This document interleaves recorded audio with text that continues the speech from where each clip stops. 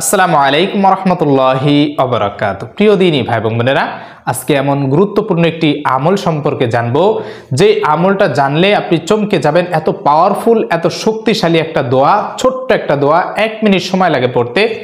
এই দোয়াটা যদি আপনি যেই নিয়মে বলবো, যে সময়ের কথা বলবো, এই সময় যদি আপনি মাত্র 41 বার পড়তে পারেন, ইনশাআল্লাহ আল্লাহ তাআলা আপনাকে গায়েবী ধন সম্পদ, টাকা পয়সা এত পরিমাণ দিবেন যে আপনার ঘরের ভিতরে সিন্ধুকে রাখার মতো জায়গা থাকবে না, ব্যাংক ব্যালেন্স ভরপুর হয়ে যাবে, আপনার মানিব্যাগ কখনো খালি হবে না।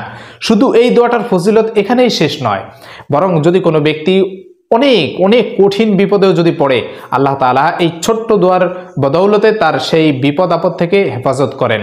প্রিয় দিনী ভাই বোনেরা, আপনার যদি পাহাড় পরিমাণ ঋণও থাকে, ঋণ আল্লাহ তাআলা পরিশোধ করে দিবেন। আপনার ঘরে যদি কেউ অসুস্থ থাকে, এই দোয়ার আমলের মাধ্যমে সে সুস্থ হয়ে যাবে ইনশাআল্লাহ। এমন পাওয়ারফুল শক্তিশালী একটা আমলের কথা বলবো। পবিত্র রমজান মাস চলতেছে, আর এই রমজান মাসে স্বাভাবিকভাবে আমরা একটু ইবাদতমুখী হয়ে থাকি, অর্থাৎ আমরা না চাইতেও কেমন যেন একটা ইবাদত করতে ভালো লাগে, ইবাদতে মশগুল থাকি। আর এই কারণেই আল্লাহ তাআলা বান্দার যাতে ইবাদতে ব্যাঘাত না ঘটে, সেই কারণেই যেই জিন রয়েছে, বদ জিন এবং শয়তান, তাদেরকে রমজানের শুরুতে আল্লাহ তাআলা শিকল বন্দি করে এরপরে সমুদ্রে নিক্ষেপ করে দিয়ে থাকেন। যার কারণে আপনি যদি এই ছোট ছোট আমলগুলো করতে যাই, দেখা যায় বিভিন্ন সময় শয়তানের ধোঁকা আমাদের ফেলতে পারে। যেই সময়ের কথা বলবো, এই সময় এই আমলটা শয়তানে করতে দিতে চায় না।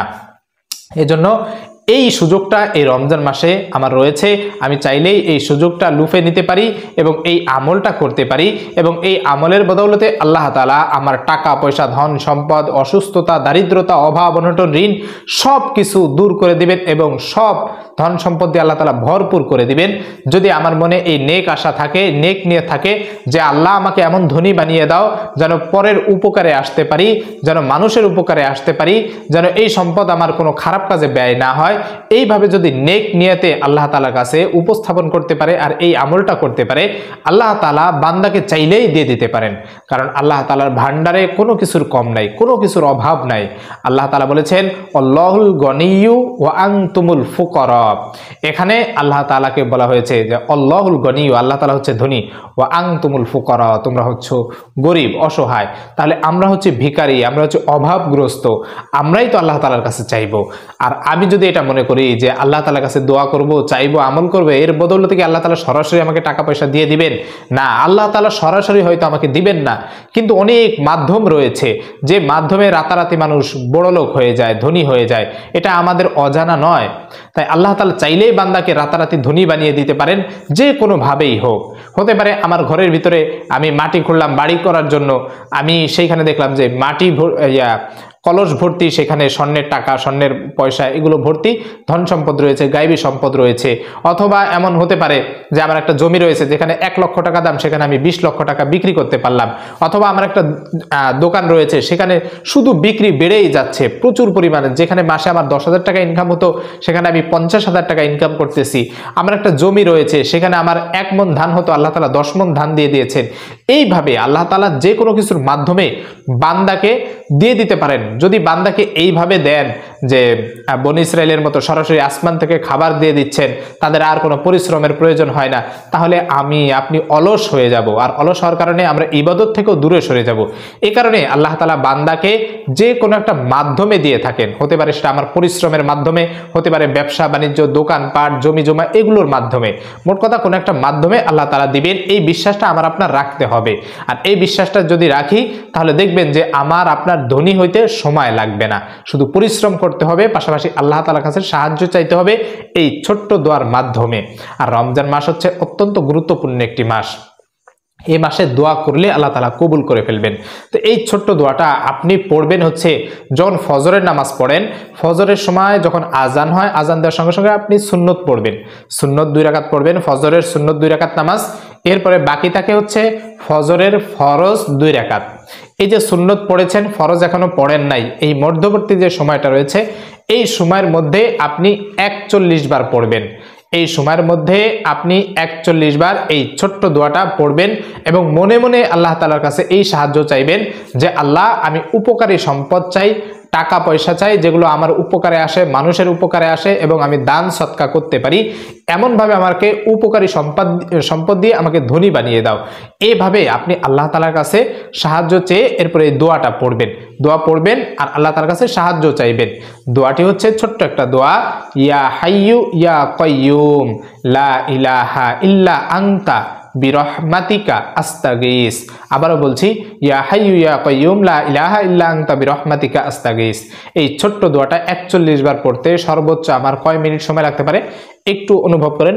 ইয়া হাইয়ু ইয়া কাইয়ুম লা ইলাহা ইল্লা আনতা বিরহমাতিকা আস্তাগীস 3 সেকেন্ড যদি সময় লাগে একটা পড়তে, তাহলে 40 বার পড়তে 40 40 80 120, অর্থাৎ আপনার 60 60 120 2 মিনিট সময় লাগে।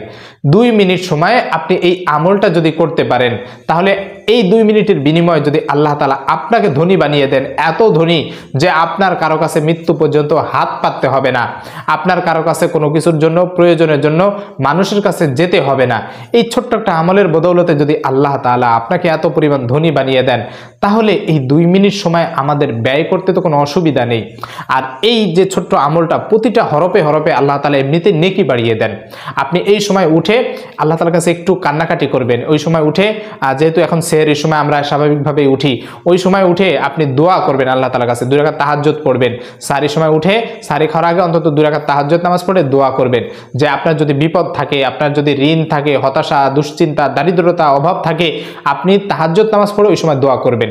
কারণ আল্লাহ রাসূল সাল্লাল্লাহু আলাইহি সাল্লাম বলেন, আল্লাহ তাআলা প্রতি রাতে, মাঝরাতে, শেষ রাতের দিকে আল্লাহ তাআলা শেষ আসমানে চলে আসেন, বান্দাকে ডাকেন, ও আমার বান্দা কার কি প্রয়োজন, তোমাদের যা কিছু প্রয়োজন আমি সব কিছু দিয়ে দিব। তুমি কি অভাবগ্রস্ত, আমাকে বলো কে অভাবগ্রস্ত রয়েছে, আমাকে বলো, আমি অভাব দূর করে দিব। কার রিজিক রয়েছে, রিজিক দরকার, তুমি আমাকে বলো, আমি রিজিক দিয়ে ভরপুর করে দিব। কে অসুস্থ রয়েছে, আমাকে বলো, অসুস্থতা দূর করে দিব। এইভাবে যে ব্যক্তি আরামের বিছানা ছেড়ে, গায়ের কম্বলটা ছেড়ে, এরপরে ভালোভাবে পবিত্রতা অর্জন করে ওযু করে আল্লাহ তাআলার দরবারে দুহাত তুলে 2 ফোঁটা চোখের পানি ফেলে যদি কিছু চায়, আল্লাহ তাআলা সেই বান্দাকে কখনোই ফিরিয়ে দেন না। আমার আপনার হচ্ছে চেয়ে নিতে হবে আল্লাহ তাআলার কাছ থেকে। আপনি যদি না চাই, তাহলে আল্লাহ তাআলা দিবেন না। এজন্য চাওয়ার মতো করে যদি কোনো বান্দা চায়, তাহলে সেই বান্দা কখনোই খালি হাতে ফিরে না। তাই আজ থেকে আপনি রমজানের যেই কটা দিন রয়েছে, রমজানে এবং রমজানের বাহিরে আমরা চেষ্টা করব এই আমলটা প্রতিদিন অন্তত করার জন্য। ফজরের সময় তো স্বাভাবিকভাবে ফজর নামাজ পড়ার জন্য উঠবেন, এটা ফরজ নামাজ। তাই আপনি ফজরের সুন্নত যখন পড়বেন, আপনি এই সময়টা খেয়াল রাখবেন যে আপনার অন্তত কমপক্ষে হাতে যেন 5 মিনিট সময় থাকে। সুন্নত পড়ার পরে ফরজ নামাজের মাঝখানে মধ্যবর্তী সময় যেন 5 মিনিট সময় থাকে। এই 5 মিনিটে 41 বার এই আমলটা যেন আপনি করতে পারেন। এতটুকু সময় আপনি হাতে নিয়ে অন্তত এই আমলটা করার চেষ্টা করবেন। তাহলে দেখবেন যে ইনশাআল্লাহ নিয়মিত যদি এই আমলে অভ্যস্ত হন, আপনার অভাব থাকবে না, আপনার দারিদ্রতা থাকবে না, আপনার ঋণ থাকবে না, আপনার ধন সম্পদ, গায়বী টাকা পয়সা যখন যতটুকু প্রয়োজন আল্লাহ তাআলা গায়বীভাবেই পূরণ করে দিবেন। আপনার এ নিয়ে আর কোনো দুশ্চিন্তার কারণ থাকবে না। প্রিয় দিনী ভাই এবং বোনেরা, আমরা এই আমলটা করার চেষ্টা করব। আল্লাহ তাআলা আমাদের সকলকে আমলটা করার তৌফিক দান করুন। আমাদের অভাব, অনটন, ঋণ, দারিদ্রতা, হতাশা সবকিছু দূর করে দিন। আমিন ওয়া আখির দাওয়ানা আলহামদুলিল্লাহি রাব্বিল আলামিন। আসসালামু আলাইকুম ওয়া রাহমাতুল্লাহি ওয়া বারাকাতুহু।